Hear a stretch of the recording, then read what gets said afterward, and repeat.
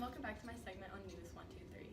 Continuing on with our series about the criminal justice system, today I'm visiting a local inmate on death row, Sunie Lynd, to talk about her story, her experience, her trial, and just some stuff related to capital punishment, which I'm obviously against, and I want to use this real-life story just to show you all why you should be against it too, and how it affects real-life people. So if you feel strongly enough about this, I encourage you to talk to your local representatives, get them talking, get them on board with attempts to make capital punishment illegal.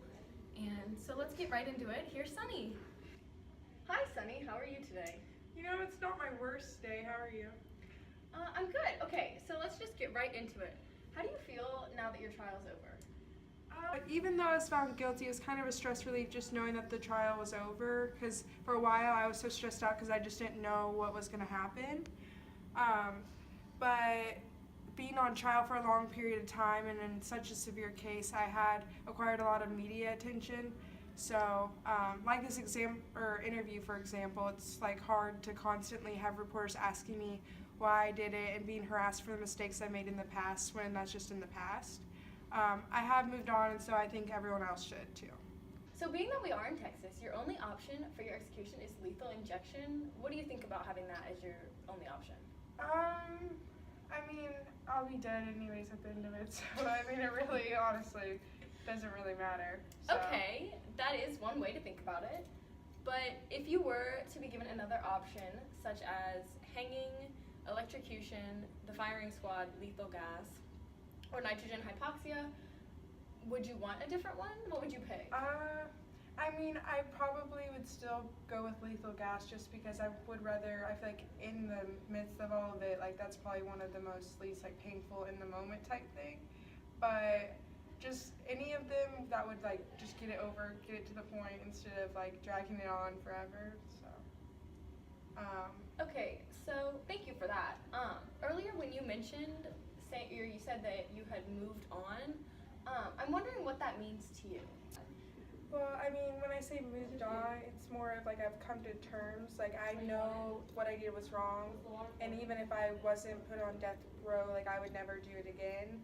But I've learned from my mistakes, and I may have killed a few people, but I mean, at the time, all of that, I just thought it was all logical, like I kind of just acted off like what was happening in the moment. Like I didn't think about what the consequences or any of that would be.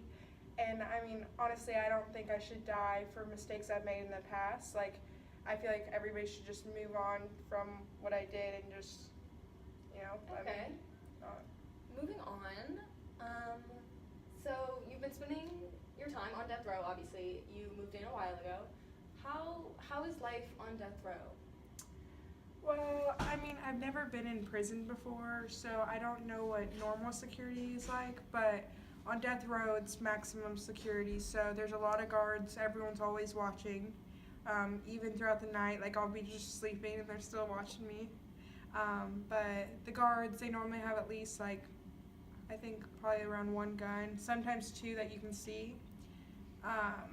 They probably honestly keep a third one hidden, but I wouldn't know, so. But when I first got to the facility, they gave me a bunch of handbooks, things I could do, what I can't do. There were a lot of work programs, but I haven't been there long enough to sign up for one, so I probably will, but not at the moment. And on the weekends, we spend all 24 hours stuck in small cells because they want to allow the guards to have some time off, so those are pretty rough sometimes, and it drives me a little bit crazy. I just sit there and I can't really do much, so overall it hasn't been a very good experience. Okay, so you've talked about your experience on death row a little bit, and you've been there for a while, so I'm kind of wondering like what the other inmates are like. Do they deserve it? What do you think? I mean, do they deserve it? I don't really necessarily know all the time, but the other inmates most of the time are loud, they're yelling all the time, catcalling the female guards. But they're all, like a lot of times they're all just trying to see the TV from their cells, so they're screaming, like they make bets on sports, just things to try to like pass the time by type of thing. Sometimes like they'll come in and out of their work programs. But that just depends on the day type of thing. And sometimes they'll spread messages like one from one inmate to another, so you get a little gossip in prison. Yeah, I mean that's mostly about what it's all like. Okay. So in regards to the ineffectivity of death row, obviously you've only been there for a few months, but I'm wondering how long have some of the other inmates been in prison on death row waiting? I know I personally will be on death row for a very long time, and I knew this during my trial, but after arriving in prison I realized a lot of the other inmates, they've been there for 5, 10 years or so, and some of them even up to 14 or 15, Wow. which I think is kind of a long time because eventually they're gonna kill us, so why not just do it now? Okay, so would you rather just get it over with and just die now? Or what if, okay, another case, what if you were innocent? Would you feel the same way? Would you want to have time? I mean, to be honest, I know that I personally don't think that I should die, but I'd rather, since I'm obviously going to, I'd rather just get it over now instead of just them waiting out and torturing us for this long. I mean, I guess for people who are innocent, actually innocent, they might feel a little different, they might want to get a retrial type of thing, but most of the time you don't normally get those, so. Okay, so let's just go back to your trial for a second. They said some of the mitigating factors were that you had been neglected a lot as a child and you didn't have a very good childhood. You kind of grew up in a very rough home, and I'm wondering where that came from, how that was, you know?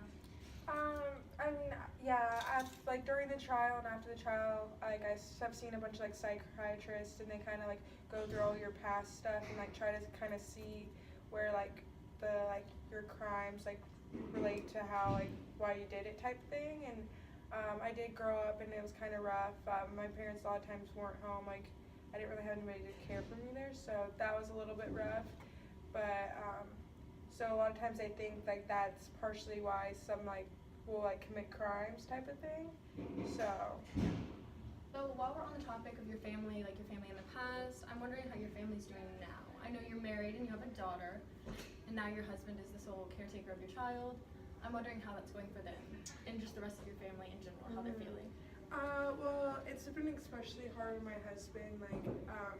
He's a loving father, hard worker, but I mean, most of the time, he was at work, so a lot of the times it was me taking care of our daughter. But I know he can do it, but it's probably a lot on him right now, and all of our family's been stepping up and helping him out and all that. But they are all disappointed in the system and everything, but they won't talk to me, or they didn't even come to my trial or anything like that. They won't let me see my daughter, and she means the world to me, so being able to see her. I can imagine how hard that would be for you. So being able to see her is really it's been hard to not be able to see her.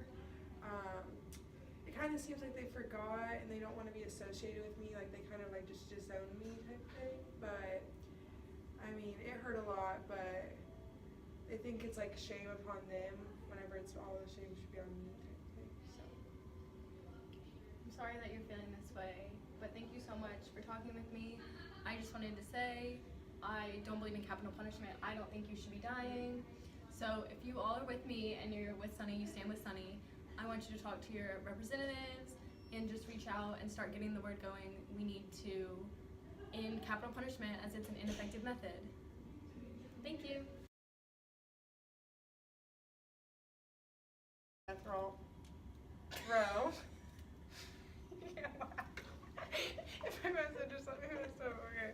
Okay, going. I can't look at you. Don't look at me. That's why I looked at the study. When you started laughing, I can't do that. Okay, try again. Excited that I get to meet you and talk with you today.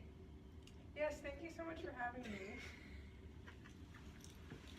I can't because there's no way a prisoner would do that shit. What do you want to say? There's no way that they're oh, thanks for having me. I'm on death row.